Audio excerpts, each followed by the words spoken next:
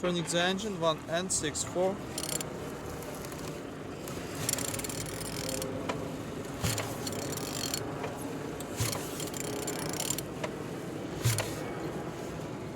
Turning good. And the front engines looks good, as you can see. Compressor without any damage. Altimeter look nice. And on this side everything's good. Starter not broken.